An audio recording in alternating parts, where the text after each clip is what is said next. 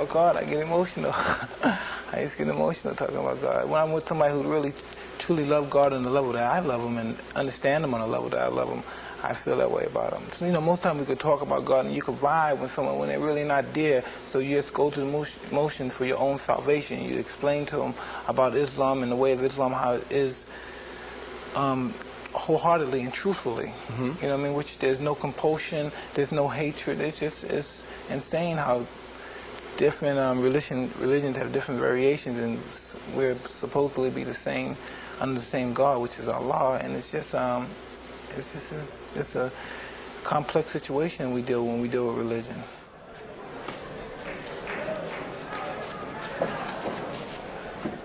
His salvation, His understanding, He's enlightened me. You know what I mean?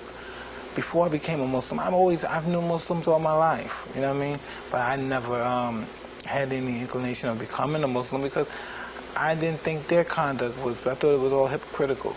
But then when you run into people, individuality allows people to act certain ways, and certain people conduct themselves in other ways, and certain people conduct themselves in ways that are different from that. And I was just saying, a Muslim is just your conduct. And when you conduct yourself Islamically, and only God can judge you, basically. You know what I mean? Men judges men's action, God judges your heart.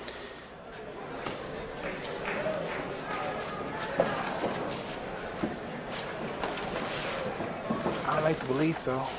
I like to believe I'm a better individual now.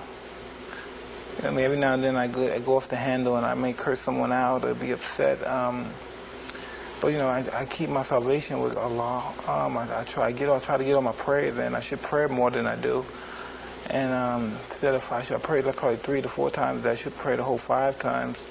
And I just try. You know what I mean? See, you know, it's interesting, Mike. You've become conservative over the years. I heard you talking about welfare is a bad thing. Private schools may be a good thing. You know, you're concerned about the welfare of your kids. You're concerned about violence. Not that that's a conservative posture, but you've become, in your older age, 31, soon to be, you've become a guy who's become a fairly suspicious and suspect person about the world around you.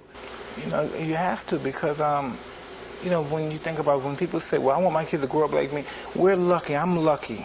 My son may not be lucky to survive what I survived. My daughter may not be lucky to survive. I don't want them to be some radical nuts. You know, I don't want them to say, well, we're going to fight for this cause. I want them to say yes, sir, no, sir, and just go to school. And I know people say, you weren't like that, but... You weren't like that. I know, but they may not be lucky and be out there in the streets hustling. You know, I'm just so happy that they're in a situation financially, and they got a good, listen, they got a father that cares about them, and they got a mother who's bright and intelligent and knows all... the proper way of taking care of children. And what did I have? I had a mother who was alcoholic, and I had the father who was a pimp, a hustler in the streets. You know what I mean? I don't know if that's going to make them a better person than I am, but hopefully from their situation they get a better life than I had. You used to tell me your dream was to be the champ and to be the greatest champ. Well, I'm talking about big dreams, like after fighting's over, the hell with the world. It's live your life, raise your kids. But I don't got no big dreams like I'm gonna do this and I'm gonna do this and I'm gonna be somebody important and outraged. Nah, man. Me being champ or me being a fighter is just being one of the guys. You know, that's not nothing serious. People take it more serious than it really is. Life is taken too serious. Life is sometimes over-exaggerated, I think, sometimes. You told USA Today last week that the biggest mistake you've made in your life was to get involved in boxing in the first place. That's hard for me to believe. Now, all the great things that have happened for you, I mean, there's been a lot of bad things. More bad than good. But not because of the sport of boxing, not because of what you did in the ring. No, listen, boxing exposed me to other people in boxing exposed me. The only reason that other people took pot shots at me because people in boxing did it. When they saw people in boxing, the writers take pot shots, write books, try to get off and exploit me. And inadvertently, they felt that it was okay, they can do it too. So everybody just took shots at me. That's how come a guy like me, what chance do I have? I have no chance in this country. I can never have started a good life, a healthy life in this country. Because it's widespread that I'm just a bad apple. Do you have more regrets than you have dreams? Yes. I mean, I'm just happy one fight at a time. You know what I mean? I'm not racing to grab no title. It's one fight at a time and establish my livelihood. more so than just anything else. You know, I'm a human being. I've never been perceived as a human being. Never.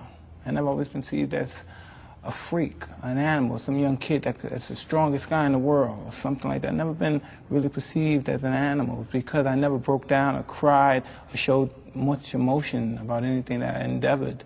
And so I never really been perceived as like a human. Because when people speak of me, they don't speak of me as somebody with feelings or emotions, anything. You got 4 kids, 5? 4. 4 kids. 4 kids, including a brand new baby. Yeah. 4 kids, brand new baby. What should they think of their daddy?